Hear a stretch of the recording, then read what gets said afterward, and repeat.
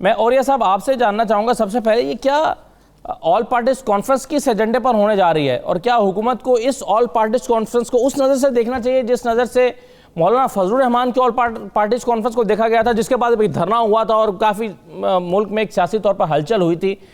इस all parties conference को आप उस तरह से देखते हैं या कुछ और? देखिए, इस वक्त जो फिजा है इस वक्त नेशनल असम्बली की, उस फिजा में तो कोई ऐसी चीज़ नज़र नहीं आती, बल्कि सूरत हाल ये है कि इमरान खान साहब जो किसी ज़माने में बड़ी और तरह की तहकीक करते थे अपोजिशन के बारे में, ये चोर हैं, डाकू हैं, फलां, उन्होंने भी कल रिस्पेक्टेबल अपोजिशन का नाम लिया उसके अंदर। एक तो ये बात है। दूसरी बात है कि उनकी तकरीर इंतहाई खामोशी के साथ और बड़े रिमार्क के साथ सुनी गई है। फिर रात को ज़रा साहब टीवी शोज़ के ऊपर आप देखें किस किस्म की सूरत हाल थी कि जितने भी अपोजिशन के लीडर जो थे वो इन लीडरों के साथ, मसलन एक शो में राना सनाउल्लाह, फवाद चौधरी साहब इकट्ठे थे और दोनों जिस तरह की बात कर रहे थे कि हम इसको मिल बैठ के करेंगे और ये हालात है और फलां है, ये जो सूरत हाल है।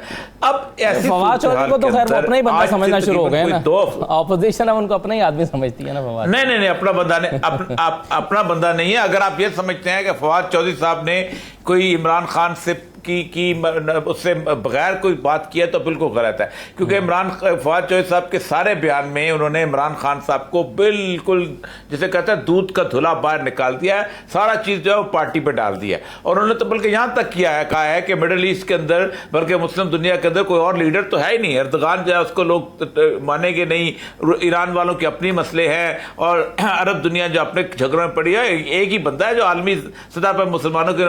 इमरान खान को तो उन्होंने खास तौर पे निकाला है और उन्होंने जस्टिफिकेशन दी है कि हम जब परफॉर्मेंस नहीं दिखा सके वो आपस की लड़ाई की वजह से। लेकिन उन्होंने ये भी कहा कि टीम दोबारा एक और चीज बनानी होती है सर, ये तो उन्होंने ये भी इमरान खान साहब को भी नहीं छोड़ा, उन्होंने कहा कि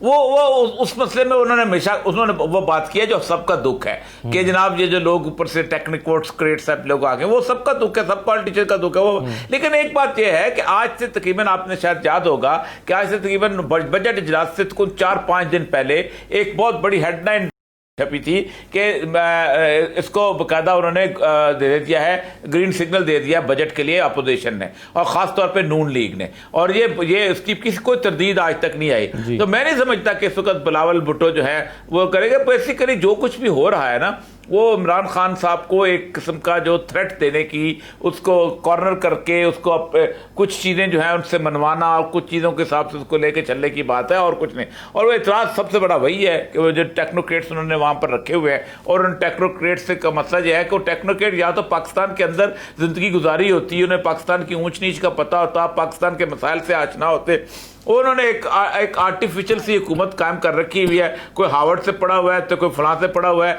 और वो केस स्टडी मेथड के हिसाब से पूरे मुल्क को चला रहे हैं। और यही वजह है कि वो इमरान खान के आंखों के सामने ब्यूरोक्रेट्स का और उनका पर्दा आया हुआ है। लेकिन ऐसा मसला है कि मैं नहीं समझता हूँ कि इस वक्त जो है आप ये समझते हैं कि इस वक्त कोई अपोजिशन कर लेगी, नहीं, वो मिजाज वो चीज़ें बिल्कुल अपोजिशन हुकूमत के लिए चैलेंज नहीं है आपके ख्याल में इस मरहले पर? अभी नहीं लगता, शायद आगे जाके कुछ हो जाए तो हो जाए, अभी फिलहाल कोई ऐसी चैलेंज नजर नहीं आता। किसकी बात को दुरुस्त माने, अपोजिशन की या वज़ीर आज़म की? वज़ीर आज़म ये तो कह रहे हैं कि हमें कर्जे लेने पड़े क्योंकि मैशियत ऐसी मिली थी, लेकिन वो वज़ीर आज़म ये नहीं बता रहे कि कर्जे जो लेने पड़े, कर्जे अदा करने के लिए, वो लेकर भी 15 अरब डॉलर के कर्जे बढ़ गए हैं, जो कि एक रिकॉर्ड है, और 1.1 ट्रिलियन के नोट छापे गए हैं, ये भी एक रिकॉर्ड है पिछले 22 माह में। तो बहरहाल कुछ कमजोरियां हुकूमत की भी रही हैं।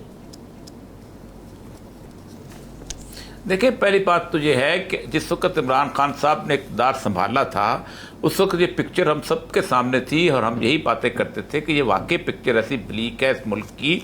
लेकिन 2 साल के बाद ये बातें अच्छी नहीं लगती ये कहते हुए। उसकी बुनियादी वजह यह है कि 2 साल में आपने बताना होता है कि हम क्या कर रहे हैं। आप देखें, पाकिस्तान के 72 सालों में सबसे बुरा वक्त जो था वो उस वक्त था जब कायद-ए-आज़म ने गवर्नर जनरल के तौर पे पाकिस्तान संभाला था। और आप हैरान होंगे कि सारे का सारा खजाना जो था वो दिल्ली में था और 1 रुपया हमें मुयस्सर नहीं आया था। और हमारे पास ना एडमिनिस्ट्रेशन थी, ना टेक्निकल ना हो, तो कोई चीज़ मौजूद नहीं थी।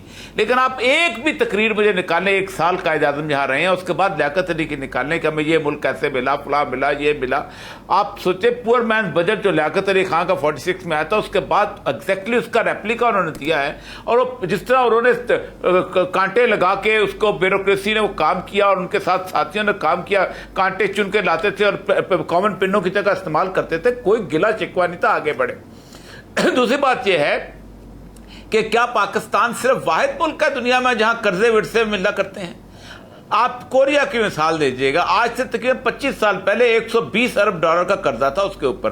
और सबसे बड़ी बात मैं कोरिया की मिसाल आपको दूं, कोरिया की मिसाल कि साउथ कोरिया ने अपनी आर्मी के ऊपर 12 अरब डॉलर खर्च करती है, हम 4 अरब डॉलर खर्च करते हैं।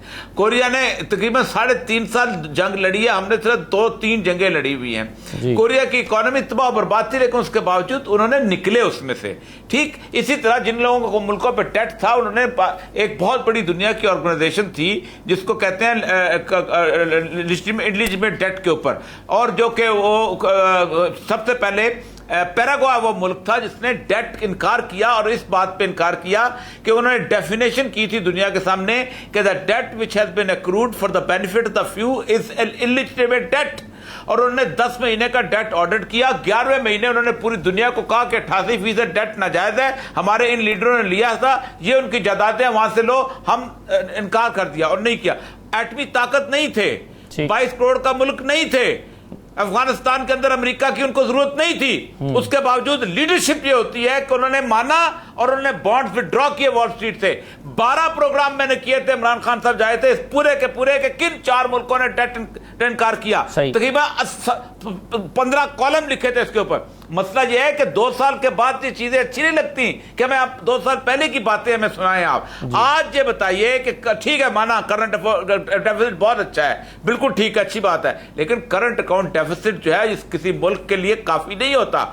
आप ये बताइए आपके एक्सपोर्ट्स कितनी बड़ी, जब एक्सपोर्ट, जाहिर बात है जब आप मंगाएंगे नहीं चीजें, एक्सपोर्ट नहीं करते, करंट अकाउंट डेफिसिट है। मसला समझिए कि आपने इकोनॉमी को किस रंग, सबको इकोनॉमी ऐसी मिलती होती है दुनिया में, कोई लीडर ऐसा नहीं है जो बड़ा लीडर हो तो उसको इकोनॉमी अच्छी मिली हो। ये इमाम खुमैनी जिस वक्त टेक ओवर किया है, आप ईरान की इकोनॉमी देख लीजिएगा किस तरह शैम्बल में थी। इसी तरह और बहुत सारे मुल्क, तो आप कह रहे हैं 22 महीने के गुजरने के बाद देख लीजिएगा। जी सही है कि ये एक्सक्यूज नहीं पेश किया जा सकता। मैं आपको महातिर मोहम्मद की मिसाल, मैं आपको महातिर मोहम्मद की मिसाल देता हूं। वो वजीर तालीम था, उसको कहता है कि पूरी की पूरी इकोनॉमी 3% चाइनीज के हाथ में थी, मैं पागल हो गया था, मैं करूंगा क्या। उसके बाद उसको वो 4 साल के वजीर बना, कहता है मैं सोचता था 4 साल के बाद क्या होगा, लेकिन इस तरह उस लेके गया था कि लोगों ने 27 साल बाद भी उसको नीचे नहीं आने दिया।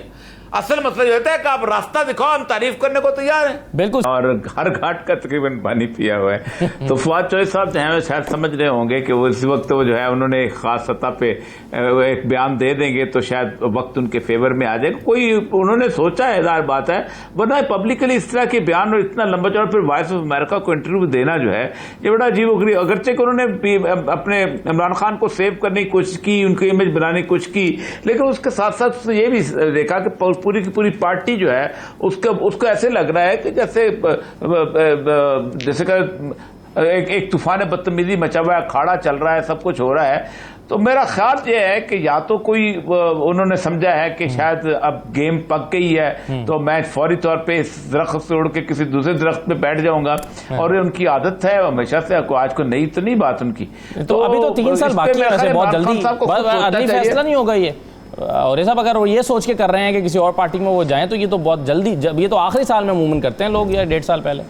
ये मेरा ख्याल है वो हमारे एक दोस्त होते थे वहाँ नौशरवानी साहब, तो वो हमेशा जो थे पार्टी बदल लेते थे कुछ 6-7 महीने पहले, और वही पार्टी जीत जाती थी। एक दफा उन्होंने पार्टी बदली, वो नहीं जीती, तो उसने अपना, मैंने पूछा, मैंने कहा नवाब भुट्टी साहब आ गए हैं, तो आप तो वजारत नहीं मिली अपोजिशन में। कहता और साहब पहले दफा ये भी देखा कि पूरी की पूरी पार्टी जो है उसको ऐसे लग रहा है कि जैसे एक तूफान बदतमीजी मचा हुआ है, अखाड़ा चल रहा है, सब कुछ हो रहा है। तो मेरा ख्याल ये है कि या तो कोई उन्होंने समझा है कि शायद अब गेम पक गई है, तो मैं फौरी तौर पे इस दरख्त से उड़ के किसी दूसरे दरख्त पे बैठ जाऊंगा, और उनकी आदत है हमेशा से, आज को नई तो नहीं बात उनकी। तो अभी तो 3 साल बाकी है, वैसे बहुत जल्दी अदली फैसला नहीं होगा ये। और ये सब अगर वो ये सोच के कर रहे हैं कि किसी और पार्टी में वो जाएं, तो ये तो बहुत जल्दी, जब ये तो आखिरी साल में मूवमेंट करते हैं लोग, या 1.5 साल पहले। ये मेरा ख्याल है, वो हमारे एक दोस्त होते थे वहाँ नौशरवानी साहब, तो वो हमेशा जो थे पार्टी बदल लेते थे कुछ 6-7 महीने पहले, और वही पार्टी जीत जाती थी। एक दफा उन्होंने पार्टी बदली, वो नहीं जीती, तो उसने अपना, मैंने पूछा, मैंने कहा नवाब भुट्टी साहब आ गए हैं, तो आप तो वजारत नहीं मिली अपोजिशन में। कहता और साहब पहली दफा हुआ है कि बस का नंबर पढ़ने में गलती हुई है। ठीक है, नंबर दूसरा पढ़ के गलती।